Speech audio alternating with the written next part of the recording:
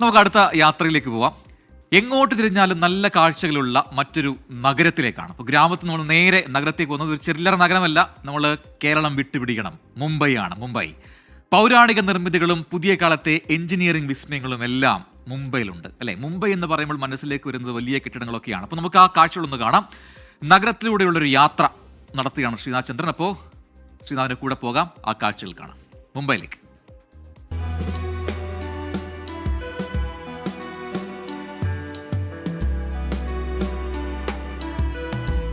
രാജ്യത്തിൻ്റെ സാമ്പത്തിക തലസ്ഥാനമായ മുംബൈയെക്കുറിച്ച് പലതരം റിപ്പോർട്ടുകൾ നമ്മൾ മുംബൈയിൽ നിന്ന് നൽകിയിട്ടുണ്ട്.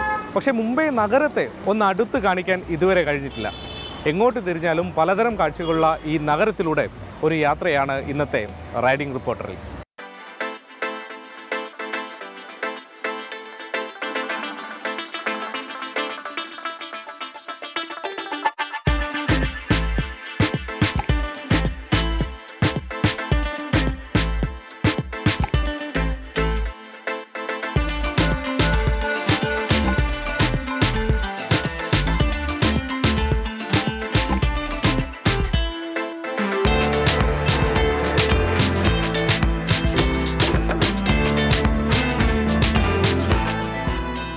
ദക്ഷിണ മുംബൈയിലെ പ്രധാന കാഴ്ചകൾ അത് ബ്രിട്ടീഷ് കാല നിർമ്മിതികളാണ്.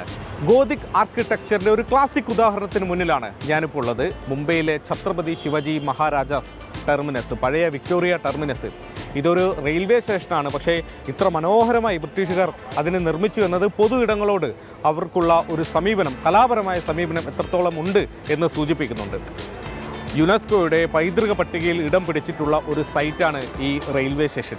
രാജ്യത്തെ ആദ്യത്തെ ട്രെയിൻ സർവീസ്, അതായത് മുംബൈയിൽ നിന്ന് ഥാനയിലേക്കുള്ള ട്രെയിൻ സർവീസ് തുടങ്ങുന്നതും ഇവിടെ നിന്നാണ് 1853. CST റെയിൽവേ സ്റ്റേഷന് സമീപത്ത് തന്നെ കോർപ്പറേഷൻ്റെ ഓഫീസും കാണാം. മുംബൈ കോർപ്പറേഷൻ്റെ മനോഹരമായ ഓഫീസ് കെട്ടിടം, ഇതും അന്നത്തെ ബ്രിട്ടീഷ് നിർമ്മിതി തന്നെയാണ്.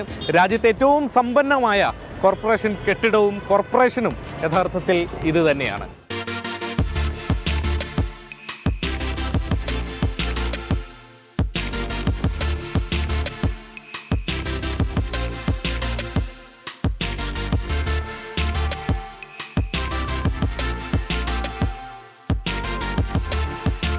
ആയിരത്തി 1804 സ്ഥാപിതമായ ഏഷ്യാറ്റിക് സൊസൈറ്റി മുംബൈയുടെ ടൗൺ ഹാൾ കെട്ടിടത്തിന് മുന്നിലാണ് ഞാനിപ്പോൾ ഉള്ളത്. നൂറുകണക്കിന് വർഷങ്ങൾ പഴക്കമുള്ള നിരവധി പുസ്തകങ്ങൾ ഇവിടെയുണ്ട്. പക്ഷേ ഇന്ന് ഈ കാലത്ത് കൂടുതൽ ആളുകളും ഇവിടെ എത്തുന്നത് ഈ കെട്ടിടത്തിൻ്റെ ഒരു ഭംഗി ആസ്വദിക്കാൻ വേണ്ടിയാണ്.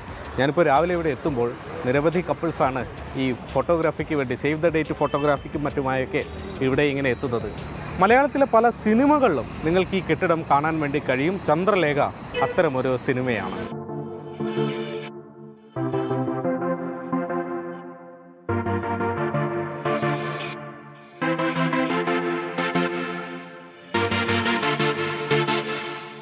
ഏഷ്യാറ്റിക് സൊസൈറ്റിയുടെ ടൗൺ ഹാൾ കെട്ടിടത്തിന് സമീപമാണ് RBIയുടെ, റിസർവ് ബാങ്കിൻ്റെ ആസ്ഥാന മന്ദിരം. ഇവിടെ നിന്ന് ഏറെ അകലെയല്ല ദലാൽ സ്ട്രീറ്റും, അതായത് ബോംബെ സ്റ്റോക്ക് എക്സ്ചേഞ്ച് കെട്ടിടവും ഇതിന് അടുത്ത് തന്നെയാണ്.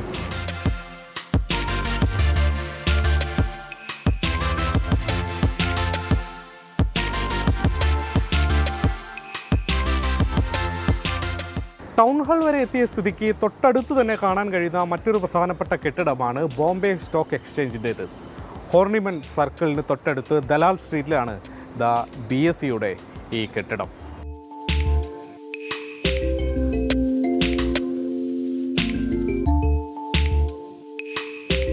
മുംബൈയിലെത്തുന്നവരെല്ലാം വിട്ടുപോകാതെ ഫോട്ടോ എടുക്കാൻ എത്തുന്ന ഒരിടത്തേക്കാണ് ഞാൻ എത്തിയിട്ടുള്ളത്, ഗേറ്റ് വേ ഓഫ് ഇന്ത്യക്ക് മുന്നിലേക്ക്. ജോർജ് അഞ്ചാമൻ, അന്നത്തെ ബ്രിട്ടീഷ് രാജാവിൻ്റെ ഇന്ത്യ സന്ദർശനവുമായി ബന്ധപ്പെട്ട് അതിൻ്റെ സ്മരണാർത്ഥം നിർമ്മിച്ചതാണ് ഈ നിർമ്മിതി. 1911 ജോർജ് അഞ്ചാമൻ ഇങ്ങോട്ട് വരുന്നത്. അതിനും 4 വർഷം കഴിഞ്ഞാണ് നിർമ്മാണം തുടങ്ങുന്നത്. 1924 നിർമ്മാണം പൂർത്തിയാക്കുകയും ചെയ്തു.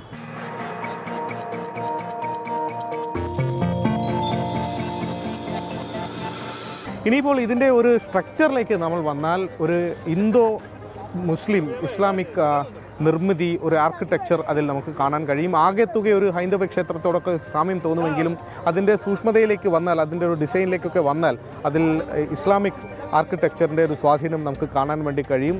രണ്ട് തരത്തിലുള്ള രണ്ട് മതവിഭാഗങ്ങളുടെയും ഒരു ഐക്യം ഇതിൽ ഉണ്ടാകണം എന്ന് അന്നത്തെ ബ്രിട്ടീഷ് ഭരണാധികാരികൾ തീരുമാനിച്ചിരിക്കാം.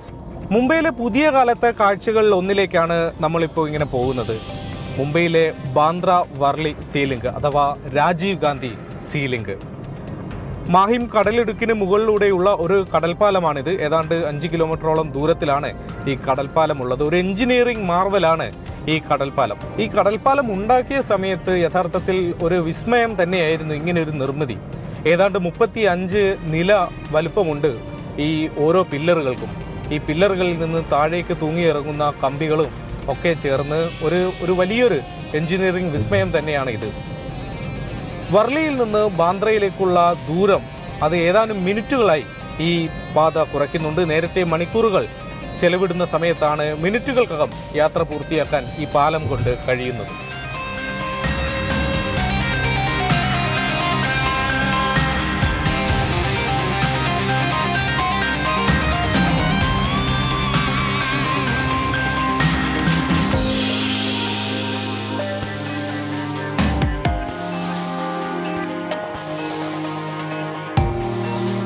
പെൻഗിനുകളുള്ള മൃഗശാല, ഈജിപ്ഷ്യൻ മമ്മി സൂക്ഷിച്ചിട്ടുള്ള മ്യൂസിയം, ഹാജി അലി ദർഗ, അങ്ങനെ മുംബൈയിലെത്തിയാൽ തീർച്ചയായും സന്ദർശിക്കേണ്ട ഇടങ്ങൾ ഇനിയുമുണ്ട്. വഴിയെ അത്തരം സ്ഥലങ്ങൾ നമുക്ക് ഇനിയും കാണാം. മുംബൈയിൽ നിന്നും ശ്രീനാഥ് ചന്ദ്രൻ, 24.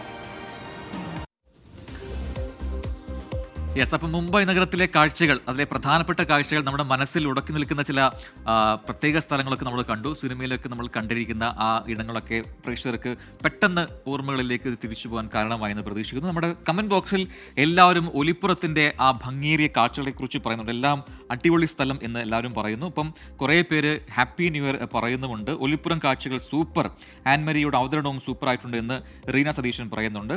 നമ്മുടെ ഷിബിൻ ബഷീർ അവിടെ നിന്ന് ഹായ് പറയുന്നുണ്ട്. അതുപോലെ ഇതുപോലൊരു സ്ഥലമാണ് പത്തനംതിട്ടയിലെ അയിരൂർ ഗ്രാമം, ഒന്ന് പോവുക എന്ന് ഒരു നിർദ്ദേശം അനിതകുമാരി നൽകുന്നുണ്ട്. വസന്തകുമാരി കെ പറയുന്നു ആൻമരിയ സൂപ്പർ കാഴ്ചകൾ എന്ന് പറയുന്നുണ്ട്.